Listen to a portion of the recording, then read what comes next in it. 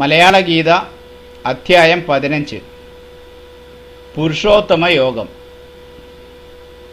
ഭഗവാൻ കൃഷ്ണൻ പറഞ്ഞു, മൂലമാം വേരുമേൽ പോട്ടുകീഴ്പോട്ടതിൻ ശാഖയായി മേവും സനാതനമാം അശ്വത്ഥമായതിൻ പത്രമോ വേദമന്ത്രങ്ങളെന്നറിവവൻ വേദവിത്തും പ്രകൃതി ഗുണങ്ങളാൽ വർദ്ധിച്ച ശാഖകൾ പൊങ്ങിയും താണും പടർന്നു നിൽപ്പു മർത്യന്റെ കർമ്മബന്ധങ്ങളായിടുന്നതിൻ്റെ കീഴ് തൂങ്ങുന്ന വേരുകളും ഈഹലോകത്തിലായതാം രൂപമോ ലഭ്യമല്ലായ പ്രകാരത്തിലും അറിവില്ലതിന്നധിഷ്ഠാനങ്ങളൊന്നുമേ ആദ്യന്തമൊന്നും അറിവതില്ല. വേരുറച്ചുള്ളൊരിയാലുവൃക്ഷത്തെയും ഛേദിക്ക വേണ്ടതുണ്ടിന്നു നീ നിൻ ആസക്തമല്ലാത്ത ചിത്തായുധത്തിനാലായതിൻ ശേഷം ഗമിക്ക നീയും ആയമേൽപോട്ടായി ഗമിക്കുന്ന മൂലത്തിനൊപ്പം ഗമിച്ചാൽ തിരിച്ചതില്ലാതായതായിടും പരമം പുരാതനമാകും പുരുഷനെ പ്രാപിപ്പു നീ. മാനമോഹം വിട്ടു സംഗദോഷം ജയിച്ചധ്യാത്മചിത്തനായ ആഗ്രഹം വിട്ടു സുഖദുഃഖദ്വന്ദ്വങ്ങളിൽ മുക്തനായി മൂഢത്വമറ്റവൻ ചേരുന്നിതവ്യയമാം പദം. ആയതായിടുന്നിടത്തെ പ്രകാശിപ്പതില്ലാർക്ക ചന്ദ്രനും അഗ്നിദേവൻ ആയതായിടുമെൻ പരമമാം ധാമത്തിലെത്തുന്നവന്നില്ല പിന്നെ ജന്മം.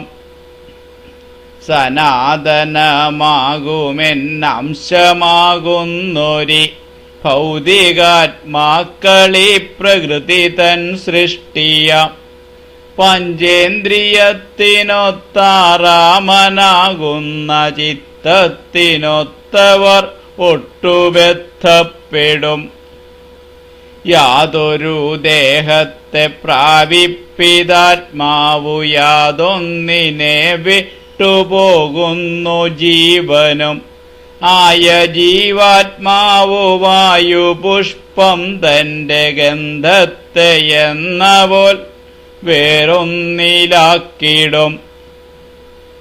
ഇപ്രകാരം പരദേഹം ഗമിക്കുന്ന ജീവൻ മനസ്സുതന്റിഷ്ടത്തിനൊത്ത ഗന്ധം രുചി കാഴ്ചകൾ കേൾക്കാൻ കൊതിച്ചതും സ്പർശസൗഖ്യങ്ങളിന്നാകെ നേടുന്നിതും. ദേഹം ത്യജിക്കുന്ന ദേഹത്തിലേറുന്ന ഭോഗങ്ങളൊക്കെ ഭുജിച്ചീ ഗുണത്രയത്തോടൊത്തിരിക്കുമീ ജീവന്റെ ആത്മാവദൃശ്യമീ മൂഢർക്ക് ജ്ഞാനിക്കു ദൃശ്യവും. ആയതിൻ ദർശനത്തിനു യത്നിച്ചിടും യോഗിതൻ ഉള്ളിലുള്ള ആത്മനെ കണ്ടിടും. ഇല്ല കാണുന്നില്ല കൃതകൃത്യരല്ലാത്ത മൂഢരഗ്നിക്കിലും ആത്മാവതിന്നെയും. അഖില ലോകത്തെ തെളിക്കുമാദിത്യന്റെ തേജസേതാണതേതാണു ചന്ദ്രന്റെയും. അഗ്നി തന്നുള്ളിലങ്ങുള്ളതാം തേജസ്സുമെൻ്റേതു തന്നെയാണെന്നു ധരിക്ക നീ. ഞാൻ തന്നെയാണീ ഗ്രഹത്തിലാവേശിച്ചതിൻ്റെ യോജസ്സിനാൽ ജീവനായി വർത്തിപ്പതാണു ഞാൻ ചന്ദ്രരസമായി വർത്തിച്ചു പോഷി നശിപ്പിച്ചിടുന്നു സസ്യജാലങ്ങളെ.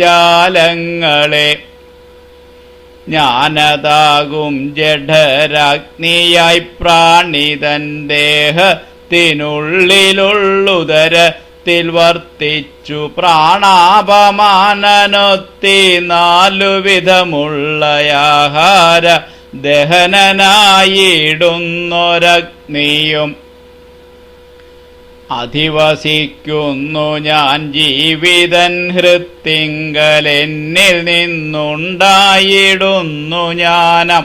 പിന്നെയോർമ്മയില്ലായ്മയാകുന്നു ഞാൻ ആകുന്നു വേദവിത്താണു ഞാനായതിൻ കർത്താവതായതും ആണു ഞാനായതാൽ അറിയപ്പെടേണ്ടവൻ തന്നെയും ഞാനിടോ. നശിക്കുന്ന പുരുഷൻ നാശമില്ലാത്തവൻ എന്നുള്ള 2 ഭൂലോകത്തിൽ. ആയ ലോകത്തിലെ സർവഭൂതത്തിനും തെറ്റുപറ്റിയിടും അതില്ലയധ്യാത്മനും. ഈ 2 പുരുഷർക്കപ്പുറത്തുള്ളതാം പരമമാത്മാവതാണു പുരുഷോത്തമൻ.